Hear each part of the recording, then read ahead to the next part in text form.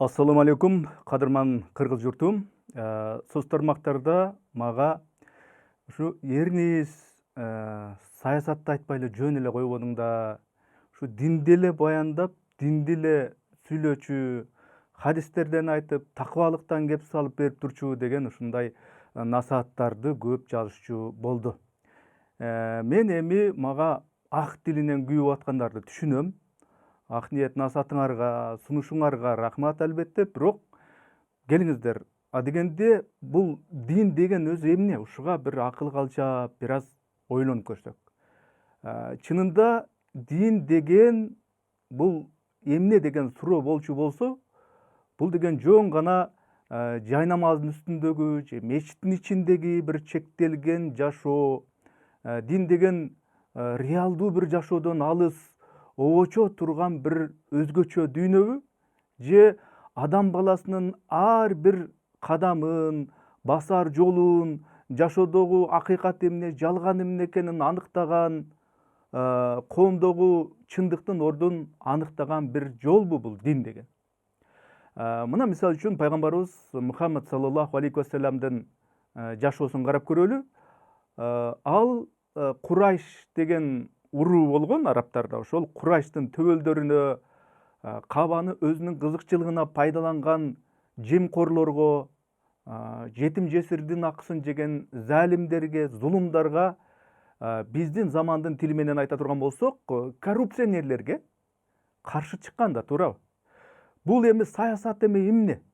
Эгер Аллахтын элчиси саллаллаху алейхи вассалам элге жөн эле ушу намаз окугула деп коюп эле Кабаны өзүнүн менчигиндей колдонгусу келген, баягы келген кеткен зыяратчылардан пайда өөнөгүсү келген, пайда көргөсү келген Курайш урусунун ачкөз элитасы менен, төөлдөрү менен иши болбой эле, мен ошо саясатка аралашпай эле жөн эле жүрөйүнчү деп ошол коомдогу адилетсиздикке көз жумса, Кабаны өз бизнесине айлантып алган ошол жанагы Курайштын төбөлдөрү аны Меккеден куушмак дагы эмес, эгер жөн эле жүргөн болсо. Ал кезде бутпарасттык система бул жөн эле таштан жасалган айкелдерге, буттарга, идолдорго сыйынуу эмес, ал система күчтүүлөр алсыздарды эзген, адамдардын акысы тебеленген, адамдар сатылган, аялдардын укугу тебеленген саясий социалдык түзүлүш болчу. Пайгамбарыбыз Мухаммад саллаллаху алейхи вассалам ошол чириген системаны талкалап, мына ошонун ордуна адилеттүүлүктүн, теңчиликтин мыйзамын, демек исламды алып келген. Демек, ислам деген бул жеке эле ибадат эмес, туугандар. Бул коомду башкаруунун, адилеттүүлүктү орнотуунун бийик үлгүсү. Пайгамбарыбыз саллаллаху алейхи вассалам ошол доордо, демек, Курайштын төөлдөрүнүн өз чөнтөгүн, өзүнүн бийлигин гана ойлогон саясатынан коркпой, ошол саясатты түп тамырынан бери өзгөртүү үчүн күрөшкөн. Мына динде айтылат эмеспи? Жакшылыкка чакыргыла дейт, дагы эмне дейт? Жамандыктан кайтаргыла деп. Анан дагы кыргыз калкында, кыргыз журтунда бир сөз бар: баш кесмек бар, тил кесмек жок деген накыл сөзүбүз бар экенин жакшы билесиздер. Эгер коомдогу уурулукту, адилетсиздикти, элдин ырыскысын уурдаган залимди, зулумду көрүп туруп, мен саясатка аралашпай эле коеюнчу, мен динди гана сүйлөйүнчү десек, анда биз пайгамбар саллаллаху алейхи вассаламдын жолун жартылай эле кармаган болобуз да. Саясат, туугандар, бул деген мамиле. Эл менен бийликтин, бай менен кедейдин, чындык менен жалгандын ортосундагы бир мамиле. Ислам дини, ислам жолу так ушул мамилелерди иретке, тартипке келтирүү үчүн келген. Мушриктер, жанагы исламды жээригендер, ошол катмар менен болгон согуштар, мунафыктардын, башкача айтканда эки жүздүүлөрдүн интригалары, мунун баары мамлекеттүүлүктү, элдин бүтүндүгүн сактоо үчүн болгон күрөш болгон. Туугандар, урматтуу жакшылар, дин бул деген жашоо. А жашоо деген бул саясат. Биз деген саясат деген сөздү айтарын айтып алып, эмне болот экен деп мындай коркпошубуз керек. Биз ыплас саясаттан алыс болуп, бирок ыплас эмес, адилеттүү саясатты талап кылышыбыз керек. Кантип биз нанга тыйын таппай, жумушсуз, ишсиз жүргөндөрдү көрүп туруп, ошол нан табууга тыйыны жок шартты жараткан, ишсиздиги бар, жумушсуздугу күчөп кеткен бир системаны атын атап айтпай кое алабыз? Кантип биз адилетсиз сотту көрүп туруп, анан жанагы китептеги, хадистеги адилеттүүлүктү окуп коюп гана анын реалдуу турмуштагы мааниси кайсы, аны билсек дагы билмемиш болобуз, көрсөк дагы көрмөмүш болобуз. Туугандар, пайгамбарыбыз саллаллаху алейхи вассалам айткан: залим, зулум падышанын алдында чындыкты айтуу бул жихадтын эң улусу деген. Көрдүңөрбү? Залим падышанын астында мындай чындыкты коркпостон айтуу бул жихадтын эң улусу деп атат. Ошондуктан мусулман баласы, мусулман киши эмне деш керек? Менин саясий көз карашым бул менин диний ишенимимдин бир ажырагыс бөлүгү. Мен мамлекетимдин гүлдөп өсүшүн, элдин адилеттүү башкарышын каалайм. Бул ар бир мусулмандын принциби, парзы болууга тийиш. Туугандар, түшүнгөн, билген адамга. Негизи эле биз ушул саясат же дин деген сөздөрдүн маанисин мындай тар алкактан карап алабыз дагы, анан корко беребиз. Биз ошентип коркуп үркө бербей, бул түшүнүктөрдү коомдук түзүлүштү өзгөртүү жана башкаруу искусствосу катары биз карашыбыз керек муну. Пайгамбарыбыз саллаллаху алейхи вассаламдын ар бир кадамы ошол доордогу бир чириген системаны тамырынан бери өзгөртүүгө багытталган. Бул деген саясат болгон кадимкидей эле. Туугандар, ошондуктан дин деген нерседе саясатты дагы камтыла тургандыгын бир кургак сөз менен гана айтып тим болбойлу. Азыр исламга чейинки жана ислам келгенден кийинки кээ бир окуяларды маселдетип, мындай таамай так айтылган тарыхый шарттарды, аргументтерди айтышыбыз керек болот. Эми биринчи мисал, арабтарда ислам дини, мына ислам келгенге чейин кыздарды тирүүлөй көмүү салты болгон, аны сиздер билесиздер. А муну социалдык жана демографиялык саясат дешке болот. Ошол кездеги арабтар кыздарын намыс көрүп, же болбосо кедейликтен коркуп тирүүлөй эле көмүшкөн. Бул деген жөн эле жаман адат эмес, бул аял затын бир адам катары тааныбаган саясий, укуктук бир система болчу. Пайгамбарыбыз саллаллаху алейхи вассалам келип, кыз бала деген бул бейиштин ачкычы деди. Бейиш энелердин таманынын астында деп мына бүгүнкү күнгө чейин айтып жүрөбүз го. Мына ошентип жарыялоо менен Пайгамбарыбыз саллаллаху алейхи вассалам ошол араб коомунун, араб элинин миң жылдап мезгил өтүп ошентип калыптанып калган адатын, сементтелип калган ошол жөрөлгөсүн бул талкалаган. Бул бүгүнкү тил менен, заманбап тил менен айтканда, адам укуктары жана гендердик теңчилик боюнча жасалган чоң саясий реформа болгон. Мынеке саясат. Динде эле окугун, саясаттан алыс болгон дейсиңер. Кызды көмүүгө тыюу салуу менен ошол катып калган коомдун пайдубалын Аллахтын элчиси саллаллаху алейхи вассалам өзгөрткөн. Эми дагы экинчи мисал бар. Абу Жахилди билесиздер. Абу Жахил менен күрөш.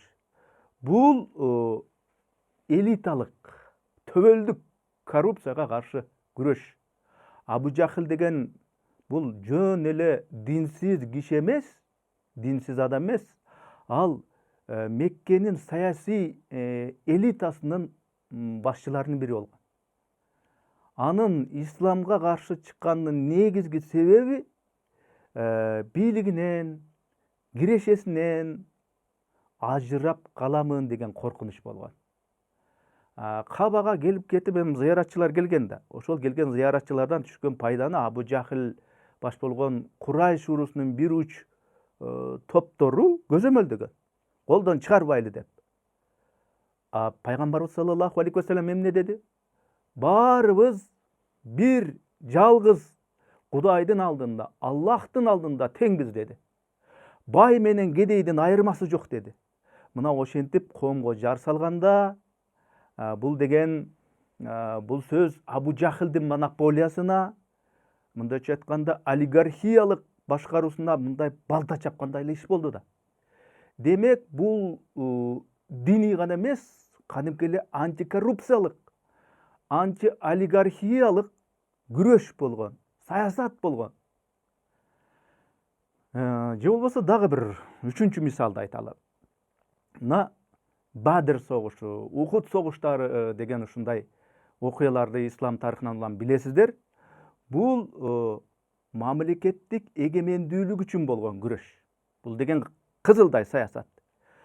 Кээ бирөөлөр тынчтыктын динин жайуу үчүн жиберилген пайгамбар Мухаммад саллаллаху алейхи вассалам бул деген согушпаш керек болчу да, кан төкпөш керек болчу да деши мүмкүн. Бирок мамлекетти, элди коргоо бул диндеги маселе, диндеги милдет гана эмес, бул саясаттын туу чокусу болуп атпайбы? Тарыхый бир чындыктардан мисалдаталы. Мусулмандар мына Меккеден куулганда алардын бүт мүлкүн мушриктер тартып алышканын силер жакшы билесиңер.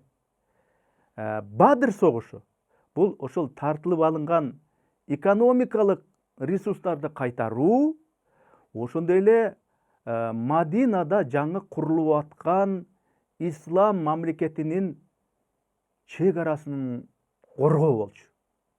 Коопсуздукту коргоо болчу. Согуштун алдында, же болбосо андан кийинки сүйлөшүүлөрдө баягы эми согушта туткунга алынат да, туткундар болот да. Ошол туткундарга жасалган мамилени алалы. Ошол туткундардын арасынан кат тааныгандар иргеп алынып, мусулмандарды окутуу үчүн, мусулмандарга ошол сабак бериш үчүн туткундарды ошондой шарт менен бошоткону бул алдыңкы аскердик жана билим берүү саясатынын үлгүсү десек болот. Бул эмне саясат эмеспи? Кызылдай саясат. Дагы бир мисал, Мадина келишими. Бул дүйнөдөгү биринчи конституция деп атасак дагы болот. Пайгамбарыбыз Мухаммад саллаллаху алейхи вассалам Мадинага барганда эле мечит салдырып, анан салдырып бүтүп, ошо мечиттен чыкпай отуруп алган эмес.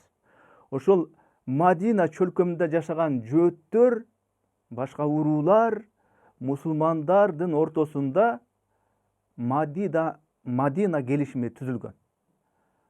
Бул кадимки мындайча айтканда мунаса документи. Ал документ ар бир жарандын укугун, дин тутуу эркиндигин жана сырткы бир душмандар болуп калчу болсо бирге коргонобуз деген ушундай мунасаны камтыган алгачкы конституция болчу. Эгер мунун баары саясат болбосо, анда саясат деген өзү эмне, туугандар? Эмне саясат деген? Мамлекетти куруу, ар кыл урууларды, ар кыл улуттарды бир мыйзамга баш ийдирүү бул таза саясий процесс болуп атпайбы? же болбосо дагы бир мындай бир мисалды айта кетели. Пайгамбарыбыз Мухаммад саллаллаху алейхи вассаламдын өзүнүн эле кара чечекей эле кээ бир туугандары, эки жүздүү мунафыктар исламдын таралышына бут тосушкан. Пайгамбар саллаллаху алейхи вассаламдын өз агасы Абу Лахаб дегенди билесиздер. Ошол Абу Лахабтын каршылыгы бул деген ошол Мухаммад саллаллаху алейхи вассалам курмакчы болуп аткан системага, саясий системага каршы саясий күрөш, саясий каршылык болуп атат. Саясатка жолобо дейсиңер. Ал эми Мадинадагы мунафыктар айтышкан да, мусулмандар, биз силер мененбиз дешкен дагы, анан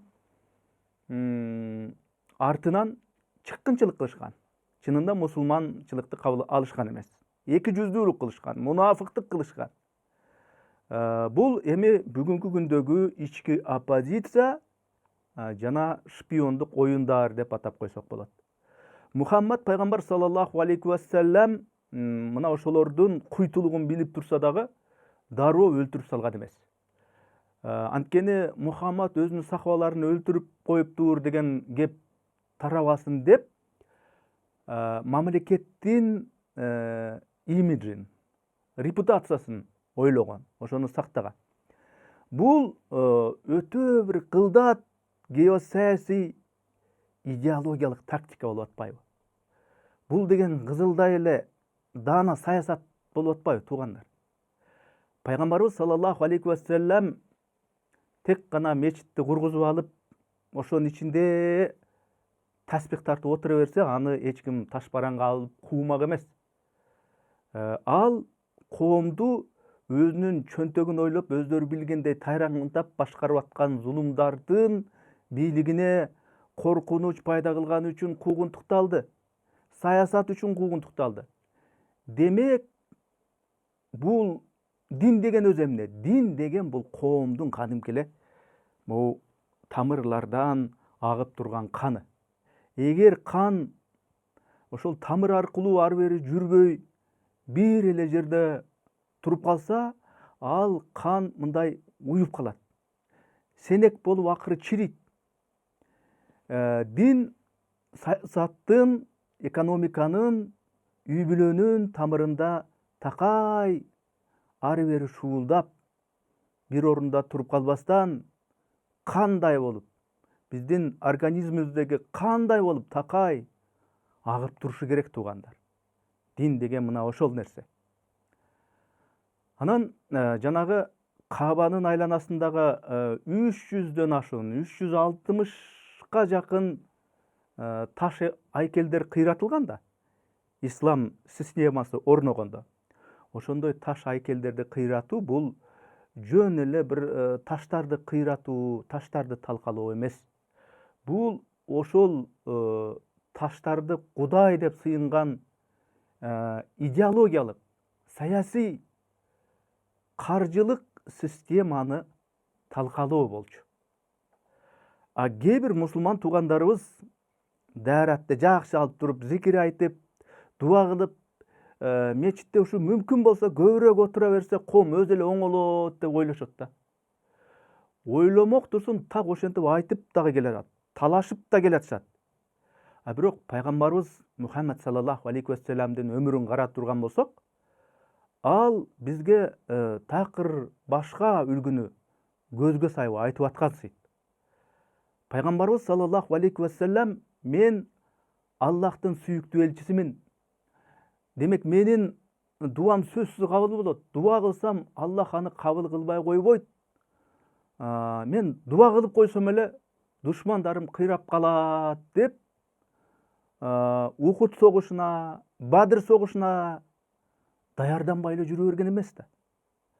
Аллах өзү баары бир колдойт деп. Ал согушка кадимкидей даярданган.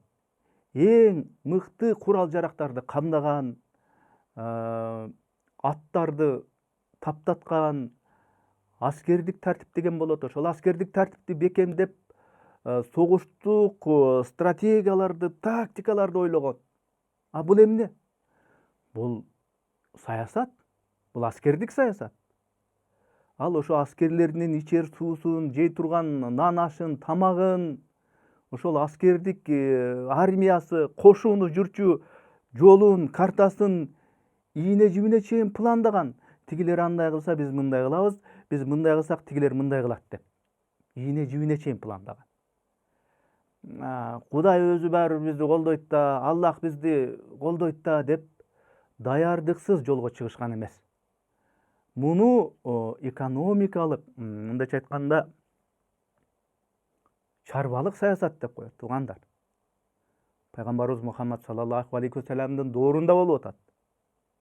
Дагы бир окуяны мисалдатпасак болбойт. Мына жанагы чуңкур кылып казган аңгек Хандак согушунда Салман Фарисинин сунушу менен Пайгамбарыбыз саллаллаху алейхи вассалам аңгектерди, ошол чуңкурларды душмандар келсе ошол аңгекке түшүп кулап өлчү ошондой чуңкурларды каздырган. Ошол тактиканы колдонгон. Бадыр согушунда болсо стратегиялык маанилүү суусу бар кудуктарды ээлөө тактикасын колдонгон. Бул деген эмне? Бул деген ошол кадимки эле саясат, интеллектуалдык жана геосаясий күрөш болуп атпайбы душмандарга каршы. Кадимки эле саясат бар мында дагы. Пайгамбарыбыз саллаллаху алейхи вассалам ал ошол негизи бир кандай бир ушундай бир душмандар менен конфликт болобу, согуш болобу, ошол согуштун, конфликттин алдын алып, адам баласы колунан келген бардык себептерди так аткарыш керек. Бүт күчүн, энергиясын жумшап, системалуу түрдө даярдык көрүш керек. Андан кийин гана ошол жайнамаздын үстүнө барып, колун жайып, Аллахтан жардам сурап, чын ыклас менен дуа кылыш керектигин Пайгамбарыбыз саллаллаху алейхи вассалам өзү көрсөткөн. Демек, биз бүгүн ушул саясатка аралашпай эле койчу, аралашпай эле коелучу деп коомдогу көрүнүп эле турган мындай көйгөйлүү маселелерден качсак, Пайгамбар саллаллаху алейхи вассаламдын ошол саясий күрөшүүсүнүн жолун көзгө илбеген болуп калабыз да. Ошондон үлгү албаган болуп калабыз да. Адилеттүүлүк, калыстык орнотуу үчүн билим алуу, изденүү, стратегия түзүү, коомдук иштерге аралашуу, бул Пайгамбарыбыз саллаллаху алейхи вассаламдын сүннөтү болуп атпайбы? Дуа кылуу, Аллахтан сурануу, дуа кылуу, бул ошол жанагы чейинки аракеттердин акырында басыла турган бир мөөр. Башкача айтканда, Аллахтан үмүт этип дуа кылуудан мурда аракеттерди жасоо, себептерди кылуу, бул биздин милдетибиз. Ошондуктан мечиттин ичинде отуруп алып эле дуа кылыш керек дейбиз. Ошондой дуа менен мечиттин сыртындагы аракетти өзүнчө бөлүп кароо, бул ачык айтканда биздин ислам динибизди чала түшүнгөндүк болуп эсептелеби деп ойлойм. Урматтуу замандаштарым, урматтуу мусулман бир туугандар, келиңиздер. Дин десе, ислам дини десе, бул абстрактуу бир жомок катары көрбөшүбүз керек. Бул жомок эмес. Муну жомок катары көрбөйлү. Дин деген бул кадимкидей эле, бул биздин ушул мейли убактылуу болсо дагы, дүнияви болсо дагы, материалисттик болсо дагы ушул дүйнөдөгү бул жаратмандык.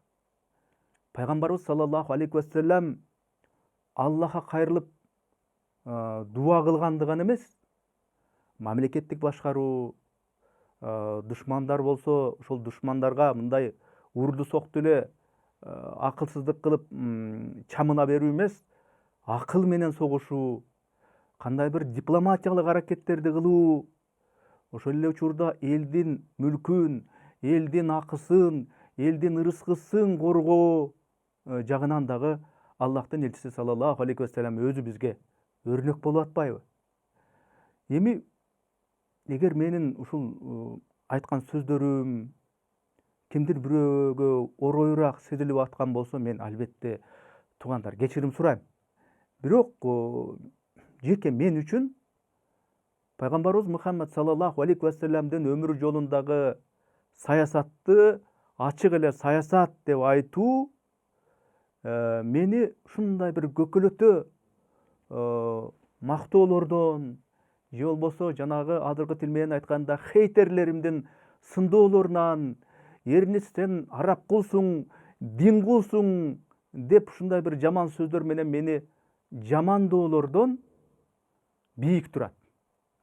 Пайгамбар саллаллаху алейхи вассалам динде эле жүрө берген, саясатка такыр аралашпаган деп кантип айтасың? Анын күрөшүнүн өзү, жашоосунун өзү эми саясат болуп атпайбы? Ошону мындай айландырбастан, тегеретпестен, баягы кыргызда сөз барга, ала кушту атынан айт деген. Мен ошо атынан айтып атам да. Бирок кимдир бирөөгө ушул менин айткан жеке субъективдүү пикирим, көз карашым катуураак тийген болсо кечирим сурайм. Менин эле пикирим туура, меники гана ушул закон дебейм. Мен ушул өзүмдөгү ушул ар кандай диний китептерди, исламий китептерди, муфтият уруксат берген биздин өзүбүздүн эле аалымдар, дин адистери жазган китептерди окугандан кийинки тажрыйбама таянып, өзүмдүн ушул диний алган аздыр көптүр бир кымындай болсо дагы мындай билимге таянып ушунду айтканга аргасыз болуп атам да.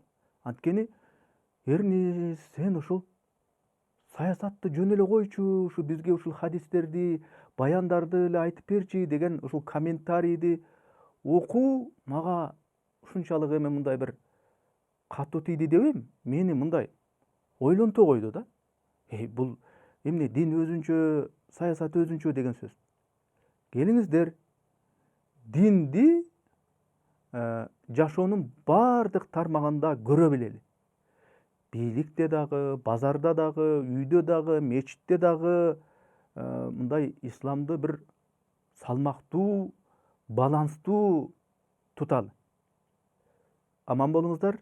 Ассаламу алейкум.